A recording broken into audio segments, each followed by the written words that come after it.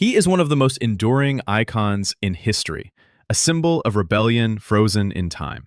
But the face that stared out from a million posters held secrets far darker than anyone imagined. For every person who knows the name James Dean, almost no one knows the full story. A story of devastating loss, shocking betrayal, and a supernatural curse that seemed to follow him even beyond the grave. This isn't just the story of a movie star. It's the story of a life lived on the edge, a life of scandal and tragedy that was more dramatic than any role he ever played. In the small town of Marion, Indiana, a boy named James Byron Dean was born on February 8, 1931. To his parents, Winton and Mildred, he was their only child, their Jimmy. His father was a practical man, a dental technician. But his mother, Mildred, saw a special spark in her son. She was an artist at heart, and she poured all of her devotion and creative energy into Jimmy, enrolling him in dance and theater classes when he was just 5 years old. It was a bond that defined his earliest years, a cocoon of love and encouragement. When Jimmy was 5, the family chased a better life west, moving to Santa Monica, California for his father's work. In the sun-drenched landscape of Brentwood, Jimmy's creative world flourished under his mother's guidance. She was his entire world, the one person who understood the artistic soul stirring within him. But that idyllic world was about to be shattered in the most brutal way imaginable. On April 14, 1940, when Jimmy was only 9 years old, his mother died of cancer. The loss was absolute, a foundational crack in the young boy's psyche that would never fully heal. Years later, Dean himself would write, "Mom became ill and passed out of my life at the age of 9. I never knew the reason for Mom's death. In fact, it still preys on my mind." In a move that seems almost impossibly cold, his father made a decision that would deepen the wound. He sent his grieving 9-year-old son back to Indiana on a train, accompanying the casket of the woman they both loved. The golden California dream was over, replaced by a cold, lonely journey into an uncertain future. Arriving back in Indiana, Jimmy was sent to live on a farm with his Aunt Hortense and Uncle Marcus Winslow. In the quiet Quaker household of Fairmount, he found a stability that had been ripped away from him. He grew incredibly close to his cousin, Marcus Jr., becoming the protective older brother he never had. Despite the trauma that haunted him, Jimmy thrived. He was no longer just the artistic boy from California. He was becoming a small-town hero. At Fairmount High, he was a paradox, a glasses-wearing, introspective kid who was also a gritty sports phenom. He lettered in 3 sports, becoming a star on the basketball court, a record setter in track and field, and a slugger on the baseball diamond. At the same time, he channeled his creative energy into drama and public speaking, honing the skills that would one day make him a legend. But beneath the surface of this all-American success story, a dark influence was taking root. Jimmy formed a close bond with Reverend James DeWeerd, a charismatic and respected local Methodist minister. DeWeerd was a decorated World War II chaplain, a worldly figure who took the boy under his wing, becoming a mentor and father figure. For years, this relationship was seen as a positive force in the boy's life.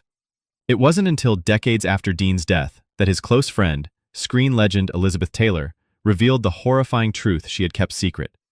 She claimed that Dean had confessed to her that his relationship with the minister was not one of guidance, but of violation. According to Taylor, DeWeerd began molesting Jimmy when he was just 11 years old, shortly after his mother's death. "I think that haunted him the rest of his life," she stated in a posthumous interview. The man who was supposed to be his spiritual guide had become his tormentor, adding another layer of unimaginable trauma to his young life. After graduating from high school in 1949, Jimmy left the farm and returned to California, moving back in with his estranged father and his new stepmother. To appease his father, he enrolled at Santa Monica City College with the intention of studying law. But the dream his mother had nurtured in him refused to die. After a year, he made a defiant choice. He transferred to UCLA and switched his major to drama, a decision that created a permanent rift with his father. At UCLA, his talent was undeniable. He was chosen out of 350 actors for the role of Malcolm in a university production of Macbeth, and began studying at an acting workshop run by the actor James Whitmore. He later explained his decision with a chilling sense of foresight. "I wasn't happy where I was. I figured I might as well pursue this dream now, because you'll never know if you'll have time to do so later." His professional career began with small, almost invisible steps. A Pepsi commercial here, an uncredited role as a soldier in a film there. To make ends meet, he worked as a parking lot attendant at CBS Studios, a humbling job that would, by a twist of fate, change his life forever. It was while parking cars that he met Rogers Brackett, a wealthy and influential advertising executive.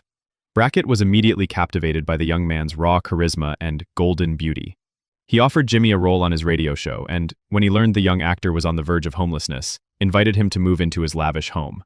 Their relationship was complex, part mentorship, part romance, and, in Dean's eyes, part exploitation. Brackett used his connections to open doors for Jimmy, but the arrangement came at a steep personal cost. Dean later felt he had been used, bitterly remarking, "I didn't know it was the whore who paid. I thought it was the other way around." This toxic relationship would come back to haunt him in the most public way possible. Just as his career was about to explode with the premiere of East of Eden, Brackett did the unthinkable. He blackmailed his former protege, demanding $800, a sum equivalent to over $14,000 today. The threat was implicit: pay up, or he would expose their relationship to the world.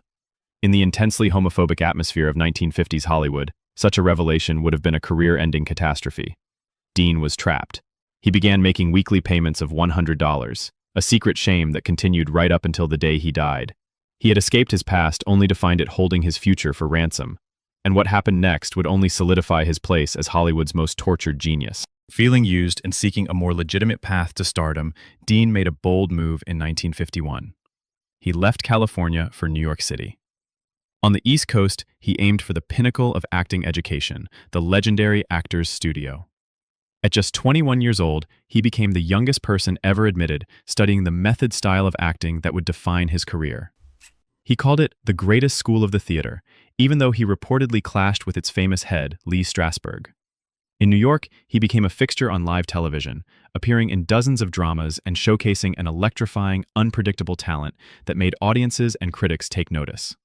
He set his sights on Broadway, but his first attempt, a play called See the Jaguar, was a disaster, closing in just 3 days.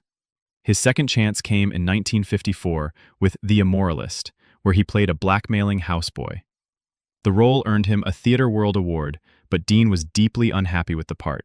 In a move that was pure rebellion, he quit the play on its opening night. It should have been career suicide. But by sheer luck, the renowned film director Elia Kazan had seen him perform during the previews. Kazan saw past the difficult behavior. He saw the raw, wounded soul he needed for his next film. That dramatic exit from Broadway didn't end his career. It launched him into the stratosphere. Elia Kazan cast him as Cal Trask in the film adaptation of John Steinbeck's East of Eden. Kazan found Dean annoying and surly, but also admitted he was perfect for the role.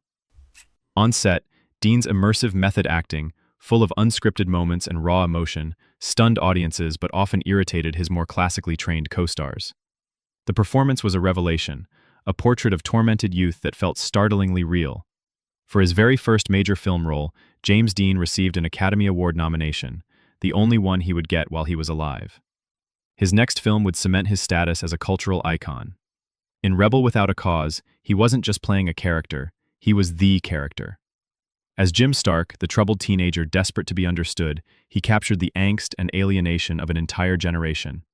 It was the only film where he received top billing, the definitive portrayal of the American teenager that still resonates today. In a twist of macabre timing, the film that would make him immortal was released just 1 month after his death. His third and final film was Giant, an epic Texas saga co-starring Elizabeth Taylor and Rock Hudson. Filmed under the scorching Texas sun, the production was difficult, but it was here that Dean formed one of the most important friendships of his life. He found a confidant in Elizabeth Taylor, sharing his deepest secrets with her, including, it is believed, the story of his childhood abuse and hints about his sexuality. He was painting a masterpiece of a performance as the brooding ranch hand Jet Rink, but he would never see the finished film. He died while Giant was still being edited, leaving behind a performance that would earn him a second posthumous Oscar nomination, making him the only actor in history to receive 2. While his acting career was on a meteoric rise, another obsession was taking hold of him, a love for speed. It started with a motorcycle he bought after East of Eden. He quickly traded up to an MG sports car, and then a Porsche Speedster, which he began to race successfully. Warner Brothers, terrified of their rising star getting hurt, banned him from racing while he was filming Giant. But the moment the film wrapped, Dean's obsession kicked into high gear. On September 21st, 1955, just 9 days before his death, he traded in his Porsche Speedster for a newer, faster, and far more dangerous model, a silver Porsche 550 Spyder. He had the words "Little Bastard" painted on the rear, a defiant nickname given to him by a friend. It was a car built for one thing: racing. A week later, he proudly showed off his new car to the British actor Alec Guinness outside a Hollywood restaurant. Guinness, who had never met Dean before, was struck by a sudden, chilling premonition. He looked at the car and told Dean, "Please, never get in it. If you get in that car, you will be found dead in it by this time next week." Dean just laughed it off. The warning came exactly 7 days before the crash. On the morning of September 30th, 1955, Dean was preparing to drive the little bastard to a race in Salinas. He was accompanied by his mechanic, Rolf Wutherich. He had originally planned to tow the Spider, but decided at the last minute to drive it himself to break in the engine. Heading north out of Los Angeles, he was pulled over and given a speeding ticket. It was a minor delay, a final warning that went unheeded. A few hours later, they made their last stop at a roadside general store called Blackwell's Corner. Dean bought an apple and a soda, a final, simple meal.